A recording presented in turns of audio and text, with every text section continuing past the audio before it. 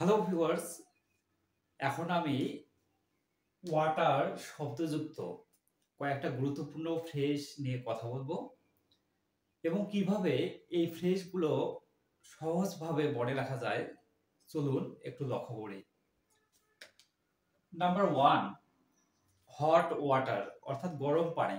আমরা যখন অতিরিক্ত পরিমাণে গরম পানি গ্রহণ করি তখন আমাদের টাং, ফেরিংস, ল্যারিংস অর্থাৎ আমাদের খাদ্যনালী, কণ্ঠনালী ইত্যাদি পুড়ে যেতে পারে। সেক্ষেত্রে খাবার গিলতে অনেক ধরনের অসুবিধার সৃষ্টি হয়। সুতরাং এই হট ওয়াটার মানে আমরা বলতে পারি অসুবিধা অর্থাৎ difficulty. Number 2, throw cold water অর্থাৎ ঠান্ডা পানি নিক্ষেপ করা। যখন কোনো একজন ব্যক্তির কাজের স্পিরিট থাকে অর্থাৎ he is now working on fire, তখন তাকে ঠান্ডা পানি যদি নিক্ষেপ করা হয় তখন তার এই ওয়ার্কিং স্পিরিটটা কুলিং ডাউন হবে অর্থাৎ ড্যাম্পেন হয়ে যাবে, সে উৎসাহ হারিয়ে ফেলবে, সে নিরুৎসাহিত হবে। সুতরাং আমরা থ্রো কোল্ড ওয়াটার এই ফ্রেজটার অর্থ বলতে পারি নিরুৎসাহিত হওয়া অর্থাৎ discourage. Number 3, in deep water গভীর পানির মধ্যে। যে সকল ব্যক্তি সাঁতার কাটতে পারে তাদেরকে যদি নদী বা পুকুরে গভীর পানির মধ্যে রাখা হয় তখন কিন্তু তারা সাকসেসফুলি ওভারকাম করতে পারবে। কিন্তু যারা সাঁতার কাটতে জানে না তাদের জন্য এই ডিপ ওয়াটার অর্থাৎ এই গভীর পানি তাদের জন্য অনেক বিপজ্জনক, কারণ তারা পানির তলদেশে ডুবিয়ে যেতে পারে। সুতরাং আমরা বলতে পারি ইন ডিপ ওয়াটার এর অর্থ হচ্ছে বিপজ্জনক পরিস্থিতি, dangerous situation. Number 4, two fish in troubled water. 1568 অর্থাৎ 1568 সালে এই ফ্রেজটার প্রথম ব্যবহার করা হয়। তখন মানুষ মনে করত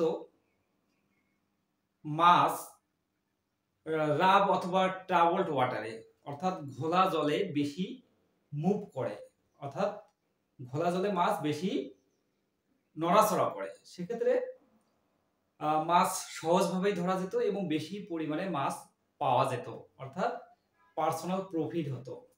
এখানে এই ফ্রেজটাতে ট্রাবলড এই শব্দ দ্বারা বিশৃঙ্খলা অর্থ প্রকাশ পেয়েছে এবং টু ফিশ অর্থাৎ ফিশিং এটা দ্বারা সুযোগ নেওয়া অর্থ প্রকাশ পেয়েছে। সুতরাং আমরা বলতে পারি to fish in troubled water এর অর্থ হচ্ছে বিশৃঙ্খলার সুযোগ নেওয়া, to take advantage. Number 5, fish out of water. সাধারণত মাছ পানি থেকে গিলস ব্যবহার করে অর্থাৎ ফুলকার সাহায্যে সে শ্বাসকার্য চালায়। এখন যদি এই মাছকে অ্যাকোয়াটিক এনভায়রনমেন্টে অর্থাৎ জলজ পরিবেশ থেকে আলাদা করে তাকে স্থলভাগে রাখা হয় তখন এই মাছটা কি করবে? অস্বস্তি বোধ করবে, সে অক্সিজেনের অভাবে মারা যাবে। সুতরাং আমরা বলতে পারি ফিশ আউট অফ ওয়াটার এর অর্থ হচ্ছে অস্বস্তি বোধ করা, feel uncomfortable. Number 6, hold water এর অর্থ হচ্ছে ধূপে টেকা অথবা প্রমাণস্বরূপ। উইদাউট লিকিং অর্থাৎ কোনো ধরনের লিক অথবা ফুটা ছাড়া একটা পাত্রের পানি ধরে রাখার ক্ষমতা, এটাই হচ্ছে হোল্ড ওয়াটার। সাধারণত আমরা কোনো ঘটনা বা কোনো কিছু প্রমাণ ছাড়া কিন্তু বিশ্বাস করতে চাই না, অর্থাৎ প্রমাণ ব্যতীত বিশ্বাস না করার যে ক্ষমতা এটাই হচ্ছে হোল্ড ওয়াটার। সুতরাং আমরা বলতে পারি হোল্ড ওয়াটার মানে হচ্ছে কি প্রমাণ স্বরূপ, with explanation. Number 7, milk water অর্থাৎ দুধের মধ্যে যদি বেশি পরিমাণ পানি দিয়ে সেটাকে ডাইলুট করা হয়, সেক্ষেত্রে কি হবে, এই দুধের মান বা কোয়ালিটি নষ্ট হয়ে যাবে। এই দুধটা হয়ে যাবে কি, লাইফলেস, ডাল অথবা টিমিড, নিরস, নির্জীব অথবা দুর্বল মানের। তো সুতরাং আমরা বলতে পারি মিল্ক ওয়াটার মানে হচ্ছে কি, দুর্বল, নির্জীব ইত্যাদি।